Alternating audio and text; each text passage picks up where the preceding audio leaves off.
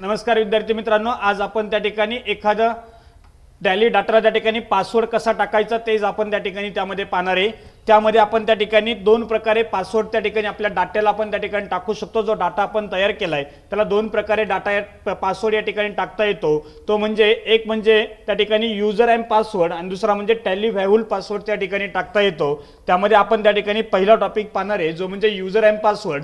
म्हणजे त्या ठिकाणी मी माझ्या जर कंपनीला त्या ठिकाणी एखादा पासवर्ड त्या ठिकाणी टाकत असेल तर त्यामध्ये एखादा यूजर आयडी असेल आणि एखादा पासवर्ड त्या ठिकाणी घेतला जाईल। त्यासाठी मी या ठिकाणी प्रोसेस करेल अल्टर के केल्यानंतर या ठिकाणी बघा सिक्युरिटी मध्ये त्या ठिकाणी मी येईल आणि सिक्युरिटी मध्ये आल्यानंतर मला कोणत्या कंपनीला त्या ठिकाणी पासवर्ड टाकायचा आहे ती कंपनी या ठिकाणी मी सिलेक्ट करेल आणि ती कंपनी सिलेक्ट केल्यानंतर या ठिकाणी control user access to company data या ठिकाणी यस म्हणेल आणि त्या ठिकाणी यूजर नेम मला टाकत असताना मी या ठिकाणी ॲडमिन हा त्या ठिकाणी यूजर आयडी टाकेल आणि पासवर्ड टाकत असताना ॲडमिन 123 हा पासवर्ड या ठिकाणी मी टाकेल।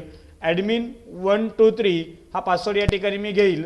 जर मला त्या ठिकाणी मेल आयडी त्या ठिकाणी द्यायचा असेल तर मी या ठिकाणी कन्फर्मेशनसाठी त्या ठिकाणी मेल आयडी देऊ शकतो। ॲक्सेप्ट म्हणा, ॲक्सेप्ट म्हटल्यानंतर एंटर करू शकता। आता तुम्ही पाहू शकता जेव्हा त्या ठिकाणी तो डाटा मी या ठिकाणी ओपन करेल तेव्हा त्या ठिकाणी तुम्ही त्यामध्ये तो डाटा ओपन करण्यासाठी मला एक त्या ठिकाणी ठराविक एक यूजर आयडी आणि एक पासवर्ड त्या ठिकाणी टाकायला सांगितलेला असेल।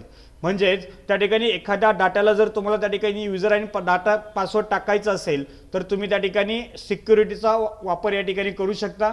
या ठिकाणी तुम्ही पाहू शकता IT career computer institute open करत असताना एक यूजर आयडी तुम्हाला या ठिकाणी दिसेल। म्हणजे या ठिकाणी आपण तो यूजर आयडी आपण त्या ठिकाणी पासवर्ड टाकला होता, यूजर ॲडमिन टाकला होता आणि पासवर्ड आपण त्या ठिकाणी ॲडमिन 123 या ठिकाणी टाकला होता। आपण या ठिकाणी पुन्हा तो पासवर्ड टाकू शकतो।